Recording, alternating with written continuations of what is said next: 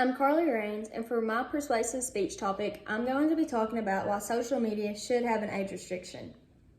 Growing up, all I ever wanted to do was to be outside playing on my swing set, playing with my Barbies and American Girl dolls, or watching my favorite TV shows on Disney Channel. But the children growing up in this current generation don't want anything to do with those attractions. These children are so fascinated by their electronic devices and social media. I'm sure everyone has heard of Instagram, TikTok, Snapchat, or Pinterest. The majority of teens are using these apps, but now young children under the age of 13 have an activated account set up is being normalized. According to an article on Fox News, approximately 38% of children between the ages of 8 to 12 and 84% of teenagers between the ages of 13 to 18 are currently using social media. Although social media is a source of entertainment for kids these days, it can also be very harmful while using it.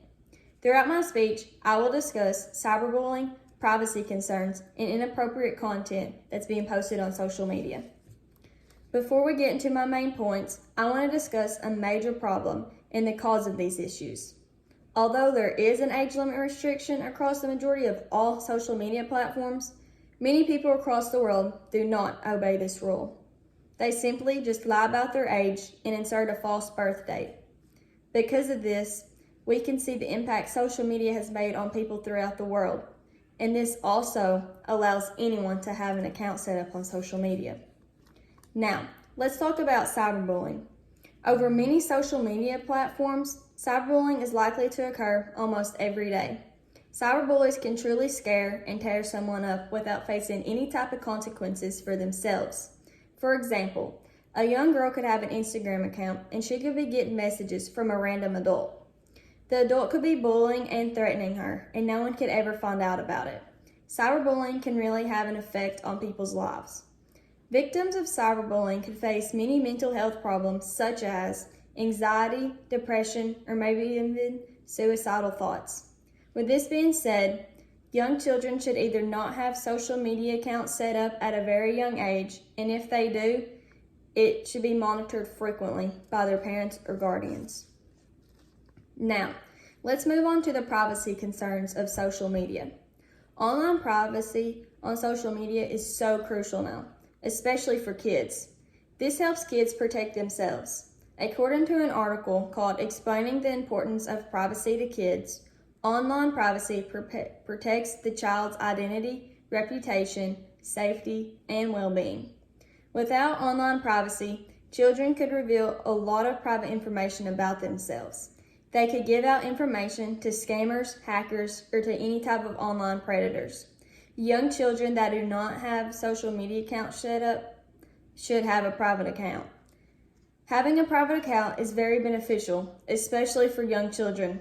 This allows them to be in total control of who can private message them or follow them.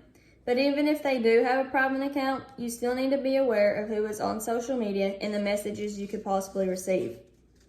Around 3 years ago, I was a victim of this. My Snapchat account was hacked. One morning, I got a message from a friend that had asked me if it would be okay to log into my Snapchat account. With me being a 13-year-old girl, I said yes and allowed her to log in. I gave away my username and multiple passwords that were associated with that account. Some time went by and I hadn't heard from her yet, but soon enough I was told my account was hacked and it wasn't my friend that was texting me. I lost everything I had from that account and I had to make a completely new one. With me being only 13, I didn't really think about what I was doing and the consequences I could possibly face from doing this. With this being said, please be careful on social media because you never know what could happen. Last, let's talk about the inappropriate content that's posted throughout social media. Although social media has been used as the main sources of entertainment recently, especially for kids, you never know what you could possibly come across. Children could see explicit, dangerous, risky, or harmful content, or even false and inaccurate information that could be very misleading to the children. According to an NSPC article, these are risks because you do not have to search to find this kind of content. Upsetting content continues to be shown across many social media feeds, and it is easy to come across fake news or misinformation.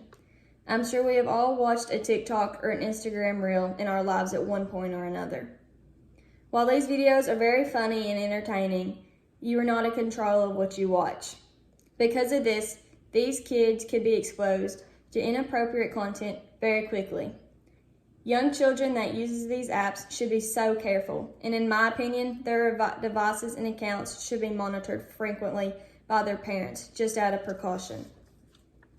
In conclusion, while it may seem cool to have social media accounts, make sure that your children are extremely cautious and careful while using it. Throughout my speech, I discussed cyberbullying, privacy concerns, and inappropriate content that's being posted throughout social media. Each one of these risks are so dangerous across social media platforms. Although these apps are used as a source of entertainment for kids these days, it can be very harmful while using it. Make sure to be aware of the activity occurring on social media because sometimes everything might not be what it always seems to be. As I conclude my speech, I hope these details have convinced you that young children should be very careful operating social media accounts or they shouldn't have it at all.